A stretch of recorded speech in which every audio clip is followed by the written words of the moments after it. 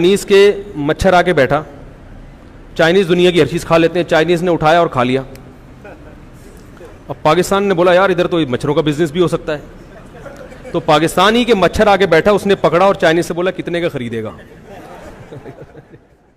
تھوڑے سے چٹکلے چلتے رہتے ہیں, ان کا موضوع سے تعلق تو نہیں ہے لیکن تھوڑا سا آپ کا دل اس میں لگا رہے کہ وہ ایک جو چوہا جو ہے نا, چوہا, اس نے ایک ہاتھی کو دریا میں نہاتے ہوئے دیکھا. السلام علیکم, خیریت سے آپ؟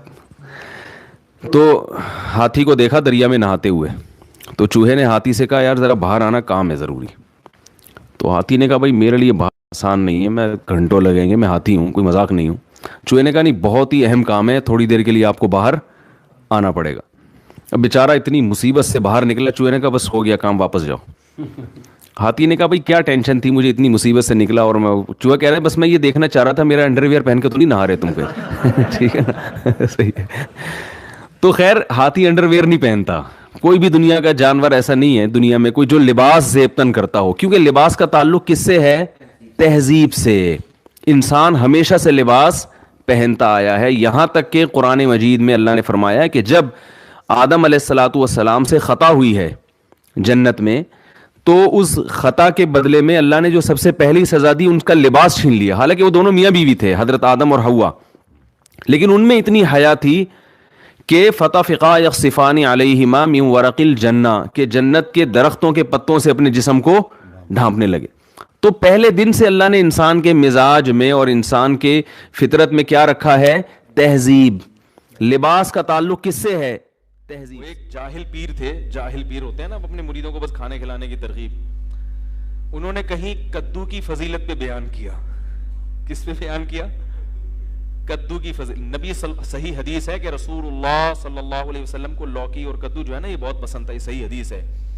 حضرت انس بن مالک رضی اللہ تعالیٰ عنہ فرماتے ہیں کہ جب ایک صحابی نے حضرت انس بن مالک کو دیکھا کہ وہ سالن پکا ہوا ہے, اس میں جہاں جہاں کدو ہے نا, تو حضرت انس بن مالک وہ کدو تلاش کر کر کے کھا رہے ہیں. تو کسی نے پوچھا کہ ایسا کیوں؟ فرمایا میں نے نبی صلی اللہ علیہ وسلم کو ایسے ہی دیکھا. آپ کو لوکی پسند تھی, صحت کے لیے بھی بڑی زبردست چیز ہے, لیکن یہ ایک تو ایک طبعی چیز ہے نا, کوئی ضروری نہیں کہ ہر آدمی کو پسند ہو, یہ تو طبعی چیز ہے. تو آپ وہ مولانا جو جاہل پیر تھے نا, انہوں نے اپنے مریدوں کو حدیث سنائی کہ کدو نبی نے کھایا, نبی کی سنت. جب کھانے کا ٹائم آیا نا, تو وہ جو مرید تھا اس نے کہا کہ حضرت میں آپ کے لیے کدو شریف پکا کے لے آؤں. اب کدو کے ساتھ کیونکہ سنت ہو تو شریف کا لفظ بھی ایڈ کر دیا کہ کدو اتنے فضائل سنے, تو حضرت میں آپ کے لیے کدو شریف پکا کے لے آؤں. وہ ان کے تو آسان خطا, یار اب ہمیں کدو کھلائیں گے یہ. تو انہوں نے کہا یار ہم گناہگار لوگ ہیں, میرے لیے کوئی بغیرت سی مرغی پکا کے لے آؤ تم. ہم کیا ہیں؟ ہم بڑے گناہگار لوگ ہیں, کدو شریف کہاں, ہمارے لیے کوئی بغیرت سی جس میں غیرت بالکل ہی نہ ہو. تو یہ جو فارمی چکن ہے نا, اس بیچارے کو کچھ پتہ نہیں. مجھ سے ایک دفعہ بقرعید میں کسی نے مسئلہ پوچھا کہ حاملہ گائے جو ہے نا, حاملہ گائے, اس کی قربانی جائز ہے؟ میں نے کہا ہاں جائز ہے. تو انہوں نے کہا اس بیچارے معصوم بچے کا کیا قصور ہے؟ وہ جو گائے کے پیٹ میں معصوم بچہ ہے اس کا کیا قصور ہے؟ تو میں نے کہا اس کی ماں بیچاری کا کیا قصور تھا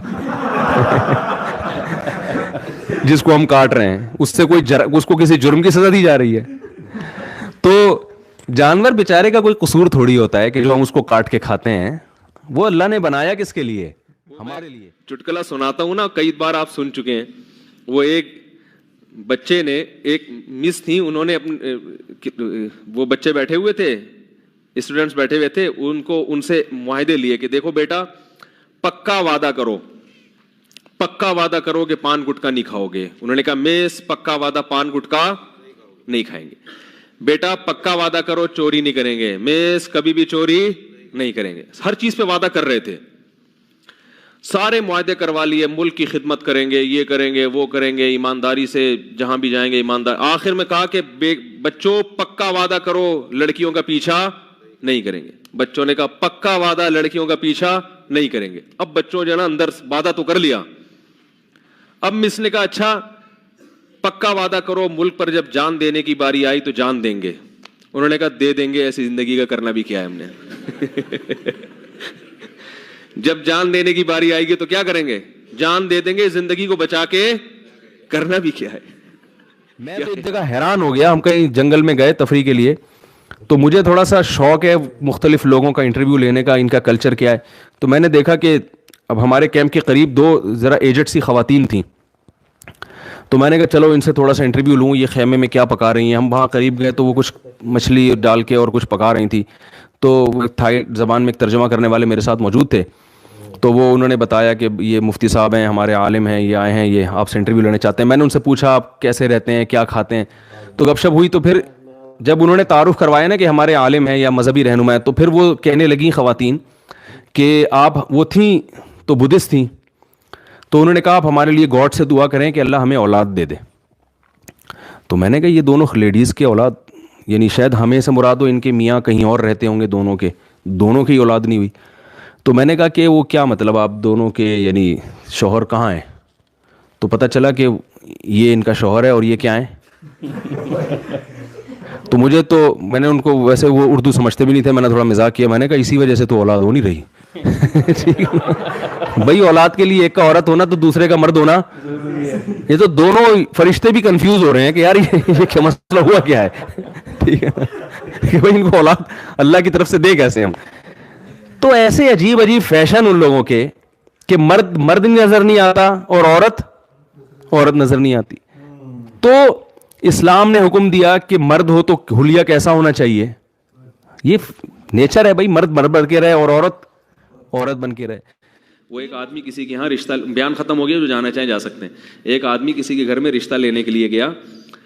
تو وہ لڑکی کے ابا نے نا، جو لڑکا آیا تھا رشتہ لینے کے لیے، اس کے سامنے چائے اور بسکٹ رکھ دیے. اب وہ لڑکا وہ ڈبو کے کھا رہا ہے نا. تو لڑکی کے والد نے بولا کیا ہے، اس کو تو تمیز نہیں ہے کھانے کی. تو انکار کر دیا رشتے کا. اب لڑکے کو بڑی شرمندگی، بہت افسوس ہوا یار یہ کیا ہو گیا، اور پتہ بھی تھا کہ کیوں انکار کیا. تو باہر نکل کے لڑکی کے ابا سے کہتے ہیں رشتے کا آپ نے انکار کر دیا، افسوس تو بہت ہوا، مگر ڈبو کے کھانے کا اپنا ہی مزہ ہے. ڈبو کے کھانے کا اپنا ہی مزہ ہے، وہ تھوڑی چھوڑیں گے ہم.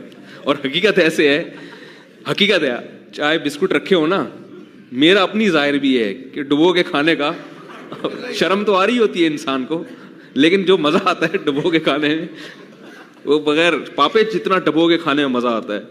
تو بسکٹ ہو کوئی بھی چیز ہو، ڈبو کے کھانے کا بہرحال اپنا مزہ ہے. تو اب کوئی بھی، میں کہیں جاتا ہوں نا، کوئی لوگ چائے بسکٹ رکھ دیتے ہیں زبردستی کے کھا وہ لو، تو پھر میں ڈبو کے ہی کھاتا ہوں، اور میں بولتا ہوں بھائی ڈبو کے کھانے کا اپنا مزہ ہے. آپ کو لگے گا مفتی صاحب کیا کر رہے ہیں، بھائی ہم آپ کی وجہ سے مزہ تھوڑی. جب مدرسے گئے نا، تو ایک تو ملا کے لفظ سے بھی ایک وحشت ہوتی تھی، اوپر سے مدرسے گئے تو انہوں نے ظلم یہ کیا کہ ٹینڈ کرانے کا حکم دے دیا. پہلے ہی ہم کالج کی لائن میں، وہ ہر وقت جو ہے نا، وہ کہیں گلاس نظر آتا تو بالوں کی پف بنا رہے ہیں، یہ کر رہے ہیں، وہ کر رہے ہیں. ایک تو اتنی بڑی قربانی دی کالج لائف کو چھوڑ کر، وہ عیاشیوں کو چھوڑ کر. حضرت کا مدرسہ بھی ایسا تھا، 8 طلبہ تھے اس وقت ٹوٹل، کوئی بڑا مدرسہ بھی نہیں تھا.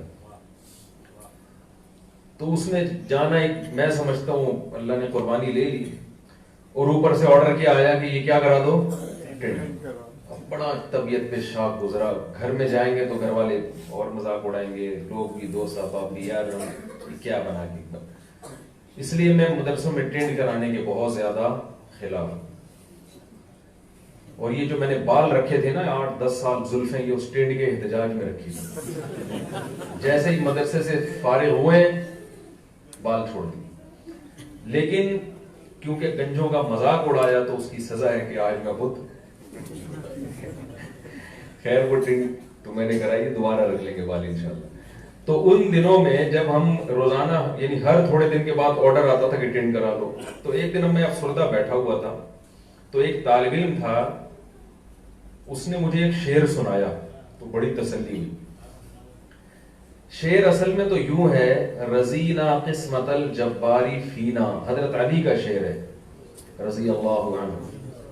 لنا علم وللجہال معلوم، ہم اللہ کی تقسیم پہ راضی ہیں. قسمت الجبار، جبار یعنی اللہ نے جو تقسیم کی نا، ہم اس پہ راضی ہیں. لنا علم، کہ اللہ نے ہمیں علم دیا. وللجہال مال، اور جو پڑھے لکھے نہیں ہیں ان کو اللہ نے دولت دے دی. یعنی ان کو دولت دے دی اور ہمیں کیا دے دیا، علم. آگے اس کی وجہ کہ ہم کیوں اللہ کی اس تقسیم پہ راضی ہیں.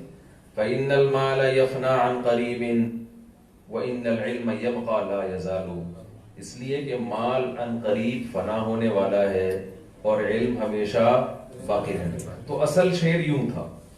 تو اس طالب علم نے اس کو چینج کیا. جب بار بار اس طرح پھر رہا تھا نا، سر پہ ٹنڈ ہو رہی تھی، تو تسلی کے لیے بھی شاعری کہی جاتی ہے نا، اپنا غم ہلکا ہو جائے.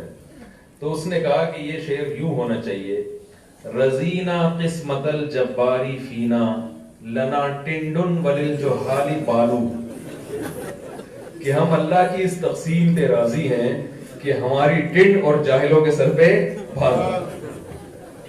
آگے دلیل: فَإِنَّ الْبَالَ يَفْنَى عَنْ قَرِيبٍ وَإِنَّ الْٹِنْڈَ يَبْقَى لَا يَزَالُ. اس لیے کہ بال عن قریب ختم ہو جائیں گے اور ٹنڈ ہمیشہ بڑھ گئے. ٹنڈ ہمیشہ کیا رہے گی؟